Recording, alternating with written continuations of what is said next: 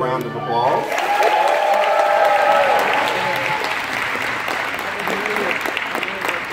This man fought through rock slides this morning to get here for us, so thank you for being here.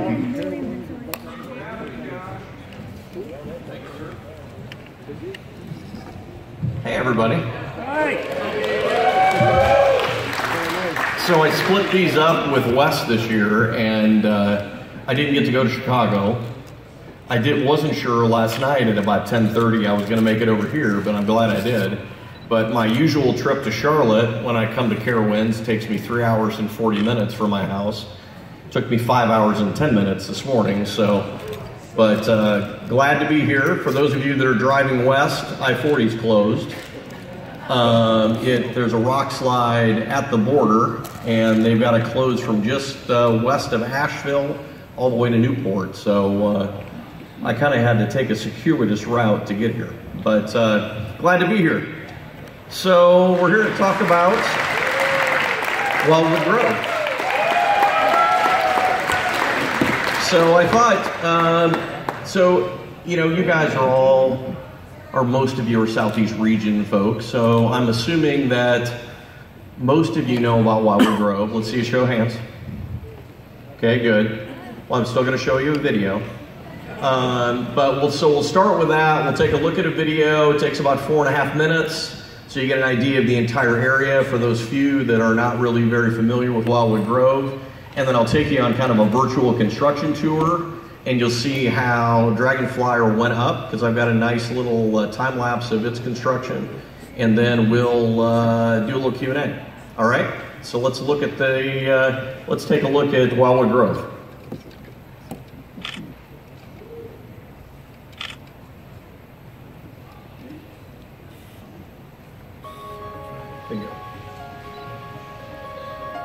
For decades, Dollywood has welcomed families to its parks and resorts to focus on their most beloved treasure, one another. Here in the Great Smoky Mountains, families gather together, spending days and nights experiencing fun-filled adventures together in a place where eagles soar high in the sky, and thrilling laughter and the sound of music soars even higher, where the whistle of the Dollywood Express treks families along the mountainside, where families feel at home while away from home. It's a place for families to create memorable experiences they can come back and repeat time and time again. In 2019, Dollywood, as a leader in the theme park industry, will once again expand its footprint, creating a new land for families. It's Dollywood like never before. Welcome to Wildwood Grove.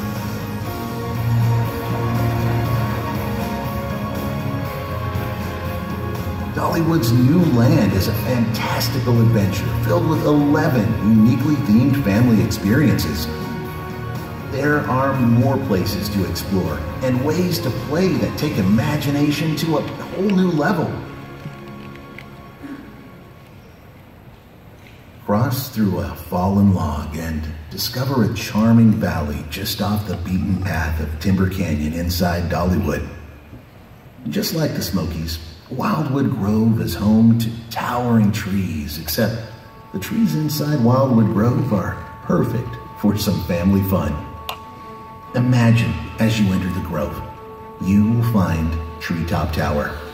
Visiting guests soar through the sky on a lofty leaf canopy as it spins and soars overhead before gently drifting downward to the forest floor. A few steps away, the Sycamore Swing, a colossal swing large enough for the entire family, teeters to and fro. This thrilling ride takes the rider's breath away as they fly high through the skies. Playtime never ends with indoor fun inside Hidden Hollow. This secret play area is filled with family-friendly activities. Kids of all ages get in touch with nature here, climbing up net towers, braving suspended bridges, exploring crawls, and sliding down hollow logs. A separate toddler area provides the littlest adventurers with their own area to safely explore. Frogs and fireflies bounce adventurous kids and some spirited parents on a race for Franklin Frog. Frogs and fireflies live in harmony at Wildwood Grove. The friendly frogs chase each other in a quick hop around the lily pad on this playful roundabout ride. In Wildwood Grove, even the bears are friendly and fun-loving. Climbing onto the back of one of the friendly bears, riders glide through the beautiful backwoods, enjoying the scenery. There are plenty of surprises for riders as they meander through the woods on the Black Bear Trail, making unexpected discoveries along the way. The Mad Mockingbird chases parents and kids on the wings of Tennessee's state bird around and around. This flying scooter ride allows guests to control their own ride experience, swinging a sail as the birds rush around this high-speed circle. You can grab a hold on the Dragonflyer and take a turn suspended from giant dragonflies for a thrilling ride, dodging geysers and darting across the ground. This incredibly thrilling suspended roller coaster is the largest and fastest in its family of rides, or dragonflies. At the heart of Wildwood Grove, guests will find the Wildwood tree. Unlike any other tree, the Wildwood tree grows from a cluster of natural rock and boulders that offer a natural platform for performances throughout the day and night.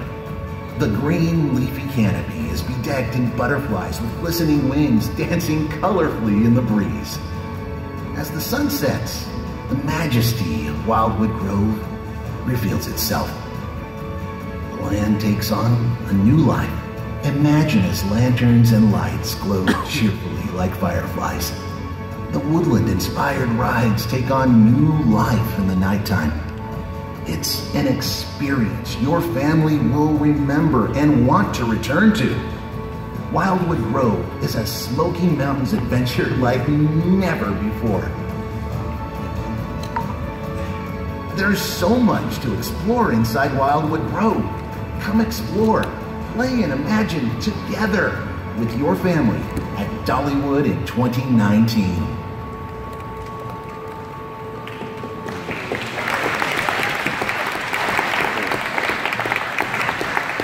Okay, that says it better than I could. So, Wildwood Grove's the largest expansion ever at Dollywood at the park itself. It's about $37 million. That includes the 11 themed attractions, including another coaster for the park. It's a family suspended ride. It's a Vekoma that we'll talk a little bit more about in a minute. But the centerpiece of the whole land is this Wildwood tree. It is about between 5 and 6 stories tall. It is about 60 feet around, so that canopy is pretty huge. It's covered in more than 650 internally lit butterflies, and the entire rest of the canopy are all translucent leaves that will tell some great Smoky Mountain stories. Those stories will start when we go to our 10 to 10 hours in the middle of June, and then they will continue through the end of the year. So you'll see the story of the Grove and nighttime in the Grove, and then you'll see a special fall story and a special winter story as they integrate into Great Pumpkin Illuminates and into Smoky Mountain Christmas and Glacier Ridge in particular. But you get a good idea of just kind of the size of the area itself.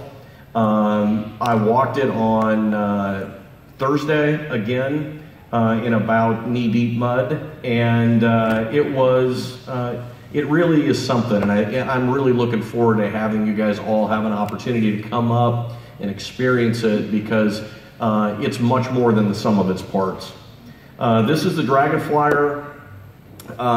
For those of you that follow coasters that are built around the world, it's pretty close to layout and speed and size of the ride that was built at Energylandia in Poland. So you can Google that or go to YouTube and you can see what the ride experience is. It does have a tunnel, as you'll see, and it does have a pond with geysers that will interact with the ride itself, but should be a really, really fun ride for families. And a lot more thrilling than you would think for a family suspended like this. So this just gives you an idea of size of the area itself. The Thunderhead you see, it's on the left, so it does wrap around Thunderhead. It basically runs the entire length of the preferred parking lot, past everything in Timber Canyon, all the way to Mystery Mine. So as you walk under the trestle at Mystery Mine, that will be your entrance portal for this particular area. In the center, you'll see this waterfall that is here, this cascade. It's a pretty cool story. All the rocks that you see within the land itself and all of the landscaping has been hand-picked by our art director. So right now, if you go tour, there are little pieces of tape with his name on them that he went to a quarry and actually hand-picked them. This cascade here is actually a replica of a cascade that is in the Roaring Fork Motor Trail in the national park. And you'll see a lot of things within the area that mimic the national park. So this is one half of it, and then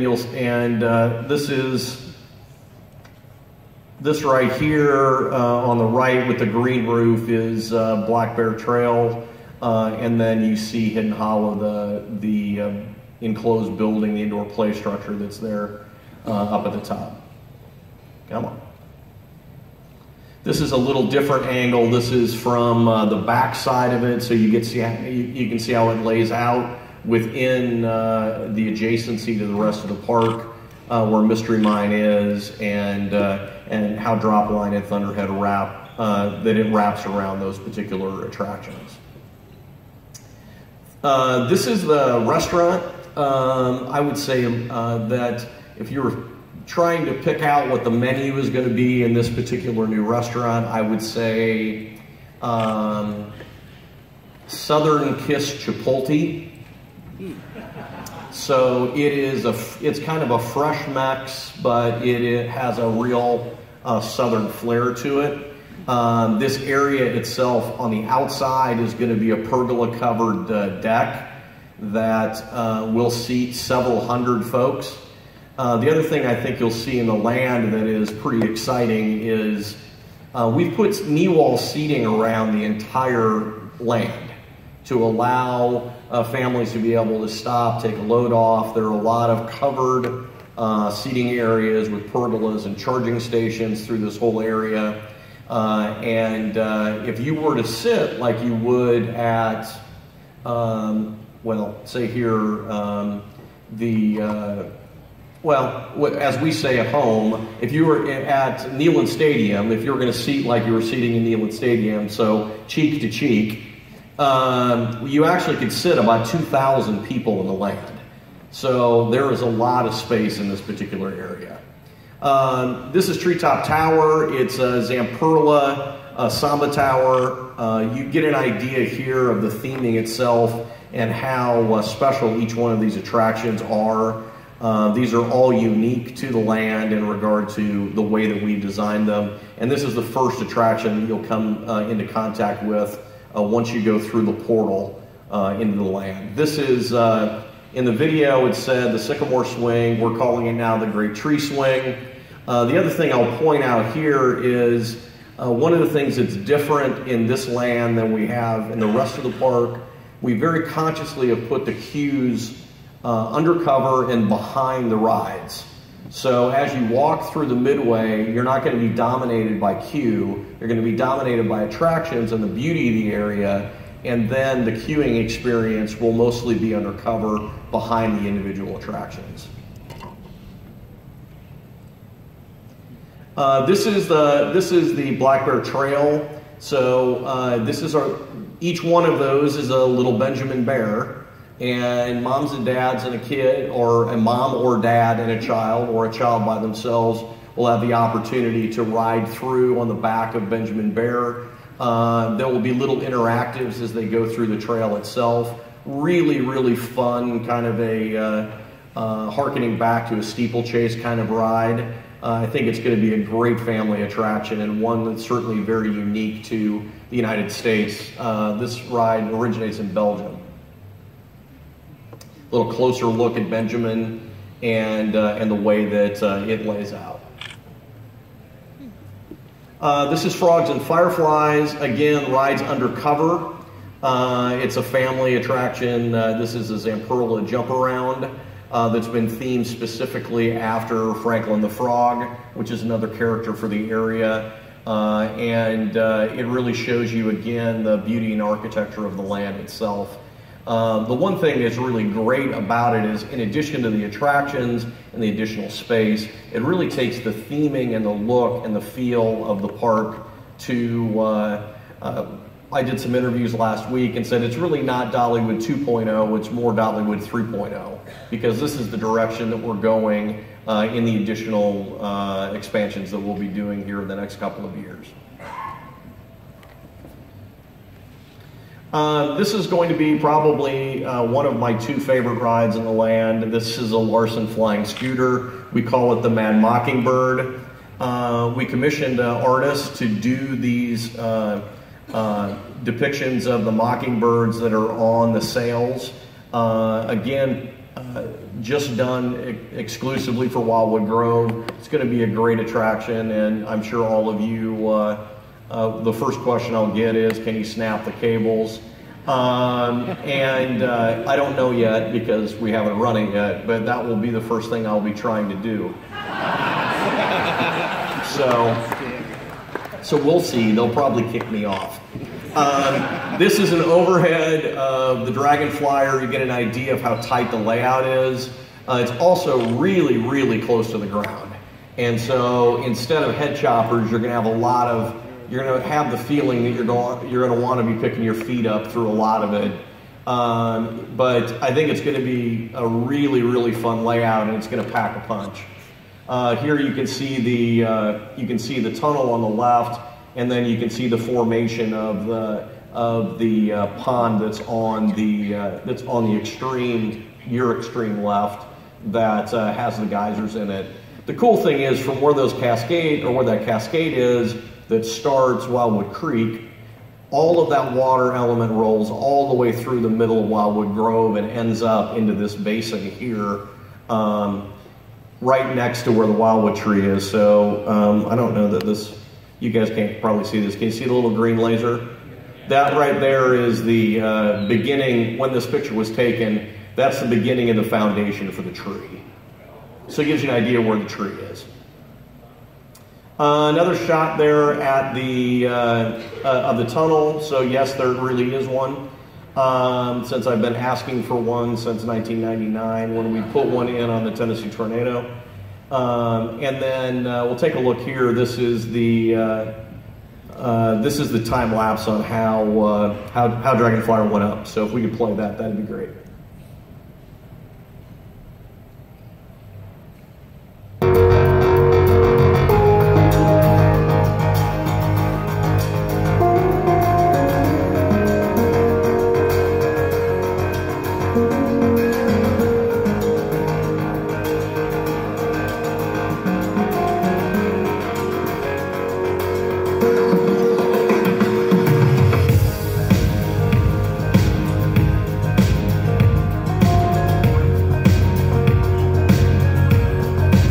I kind of like the music. It sounds like how it's made if you guys watch how it's made.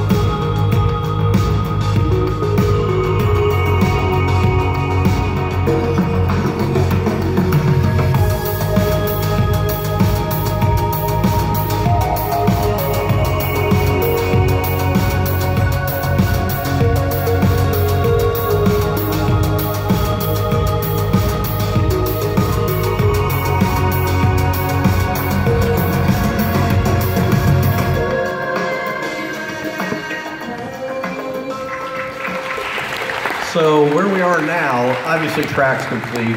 The trains are at the park as well. They just finished the load building and the queue, the cover part of the queue this week. Even though the weather has been horrendous, but they were able to do that, and hopefully we'll be hanging the trains pretty quickly so that we can start doing some testing. Still quite a bit of work left, as you can see with the pictures of the Sama Tower or Treetop Tower and the Great Tree Swing were taken on Tuesday. So a lot of mud in the area, a lot of hard work for those guys, but we're tracking well to when it will open in May.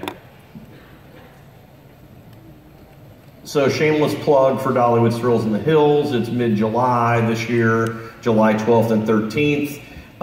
Thanks to one of our attendees for this great logo. This is one of two. Last year I announced a contest for the logo contest, and we had two great ones. So we used one last year, and this is one for this year. So it's 12th and 13th. We're going to do some fun things, including, I haven't done it in a while, but we're going to do some lift hill climbs. So I thought it might be fun to climb Wild Eagle. And so if you haven't been on a Stairmaster lately and you're planning on coming, I would suggest that you do, because there are more than 350 steps to get up to the top. And you'll be harnessed the whole time. So just a couple of other things. How many of you all got a chance to go to Great Pumpkin Luminites? Some of you? Okay, I will encourage you to come if you get a chance to come in October. I know lots of us really I come to Scarowinds almost every year, and it's a great time, but this is a little different experience. It's a family experience. The park is decorated with, well, right now, probably, or for this year, probably somewhere in the neighborhood of 15 or 16,000 carved lit pumpkins.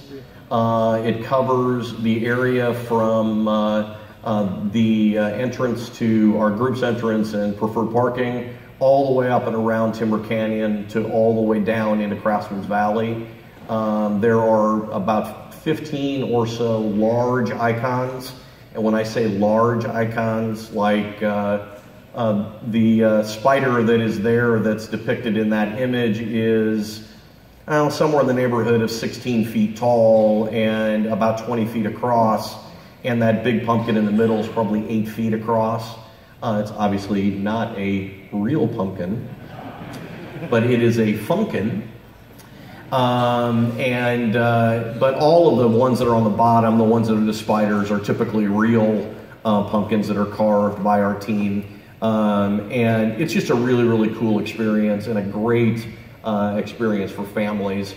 And then for Smoky Mountain Christmas this past year, we added Glacier Ridge. How many folks went to Smoky Mountain Christmas?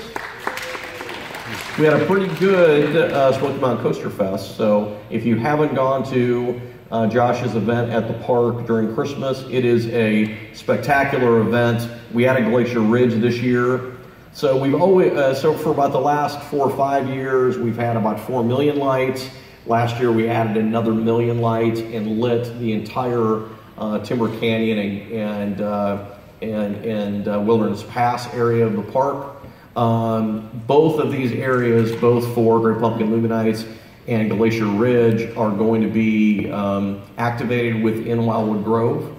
But I think the nighttime experience in Wildwood Grove doesn't need a holiday, because I think the nighttime experience that you will see there is going to be pretty spectacular. So I've got other videos, but I didn't want to ruin my time, so let's questions, because many of you often have them. We'll go here first. So last season, the fireworks were changed from being shot off behind Thunderhead to shot off in the middle of the train. Will that be changed for this season when we open the Wildwood Grove? No, I think that we're going to be shooting them off in the train loop again. Wildwood Grove will be a spectacular place to see the fireworks. What we'll probably do is, with the storytelling experiences that we have, we'll probably kick off with 1 or 2 of those stories in Wildwood Grove, and then those will roll into fireworks. So we'll do that right here. I certainly hope so. No, I mean, so yes. So the short answer is we've obviously done a bunch of work on Lightning Rod. I'm really comfortable with where it is right now. We have had those guys, Fred and his guys, back a couple of times in the off season. We've been running through some scenarios with the trains. I mean, and I guess let me be clear on a couple of things in regard to Lightning Rod. A lot of the issues that we had were really related to the fact that we put a whole bunch of new into one ride instead of like one or two new things. So obviously we added a launch to a wooden coaster. Nobody had ever done that before, and we might have found out why. But the bottom line is that works spectacularly now. But Fred also brought in new generation trains. So when he brought in new generation trains, there were a lot of bugs within the trains. And that was a lot of the issue that we had, whether it was lap bar cylinders or seatbelt sensors or other things that were going on with the trains that we're not comfortable running because it's a safety issue for us. So we waited until it was running at a point where we felt really good about it and we knew it was going to be as safe as it possibly could be and could run as consistently as it can be. And I will tell you that the length of time that we had the ride down will show you the commitment that our operations and safety team has to ensure that it's a safe and it's a fun experience.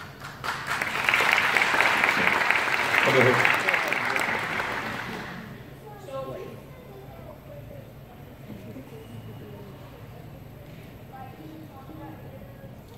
Well, Wildwood Grove is 6.5 acres. That whole parcel that you see from the sky, when you look at the aerial part of it, is about 13 acres. So this is phase 1. I'm not going to talk about phase 2.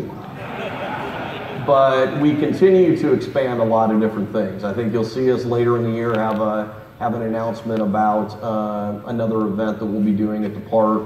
And then you'll see us announce a couple of other things coming up in rapid succession after that. We just wrapped up, or with Wildwood Grove, we'll be wrapping up that $300 million investment that we announced in 2013, a couple of years early.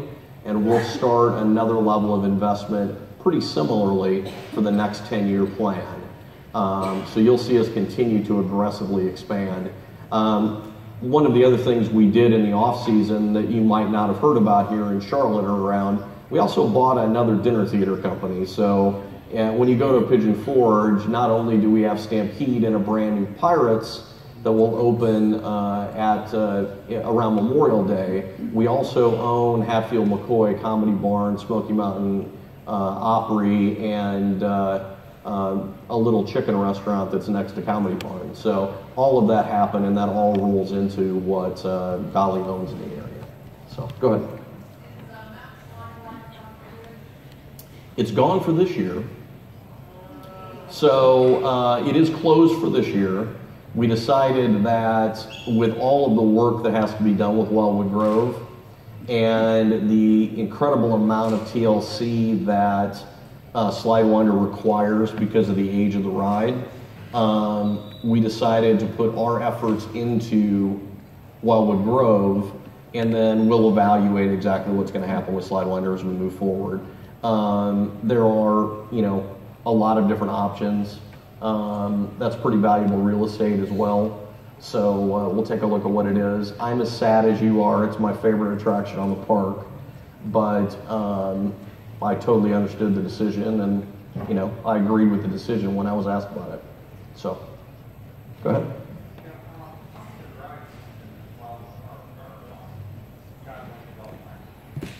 Oh, you mean how many can you ride as an adult?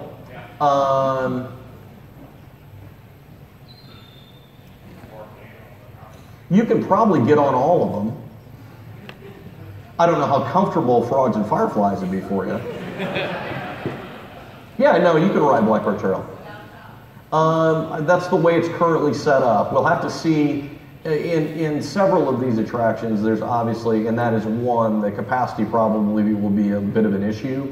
So we'll look at that and evaluate it operationally when we start doing, we'll do a soft open first, and we'll evaluate it, and then we'll do that. But I mean, when we do events, when we do Thrills in the Hills, and when we do Smoky Mountain Coaster Fest, it'll be an ERT attraction, so you'll have a chance to ride it. So go ahead.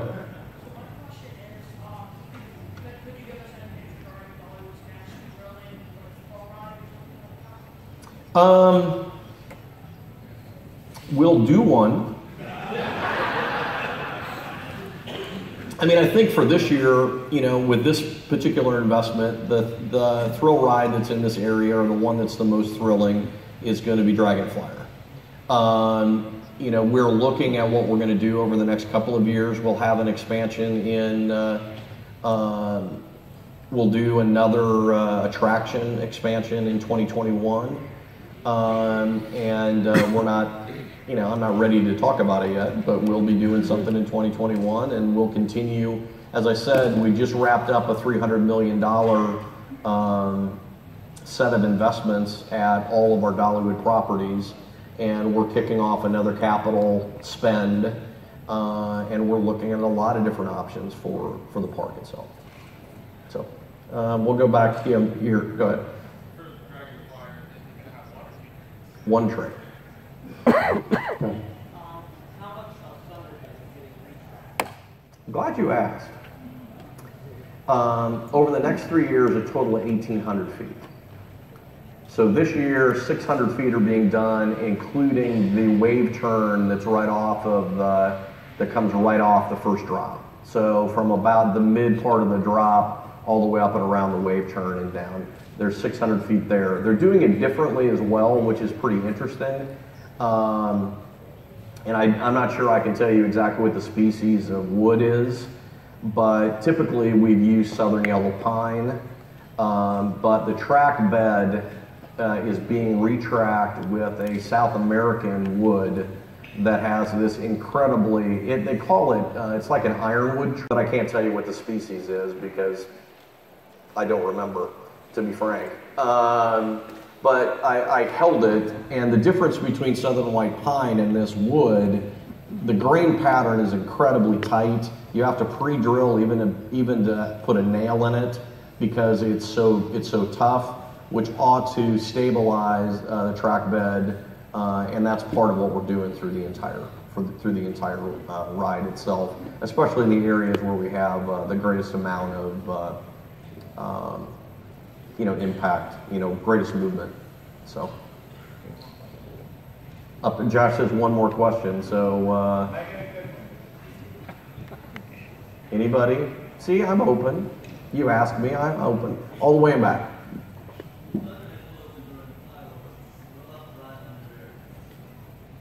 One more time, just a little louder.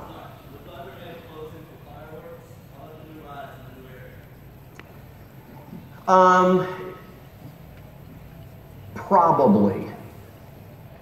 I would say Frogs and Fireflies will probably stay open because it's covered. Hidden Hollow will stay open because it's inside. And the reason, I don't know if we've ever been very clear about it, the reason that they close during fireworks is because they're in a debris zone. So when you have the fireworks go up in the air, depending upon what the wind is doing, that's where all the junk goes. And it's just not safe to be riding something at 50 miles an hour and even have, a piece of cardboard come down. So we're not willing to do that or put guests at risk to do that. So that's why we close those down.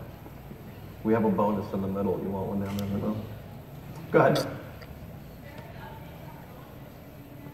Yeah. See, there's an NRCMA question. We didn't, but so many of you probably know I sit on the board for the National Roller Coaster Museum. Yeah, I mean the biggest thing is we're building a big expansion. We've been raising money to do that since one of our founding board members, Mark Moore, passed away tragically. It will be the Mark Moore Wing. Josh, if I would have thought about it, I would have had them ship the model here, because this is a really great model of the front gate area. Would have been nice to bring in, but we have, it will be an exhibition space. So what's currently in Plainview, Texas is archive space.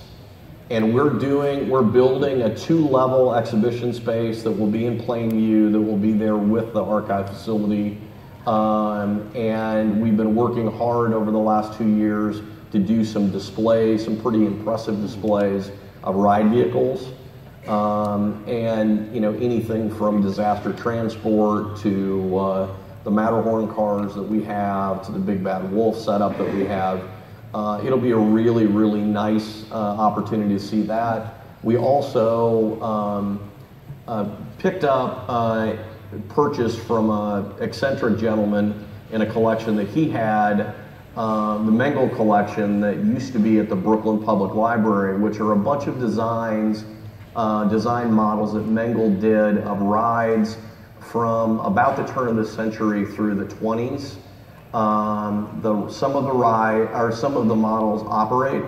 It's pretty interesting to see what the thinking was at that time and how that is translated into some attractions that we all ride now.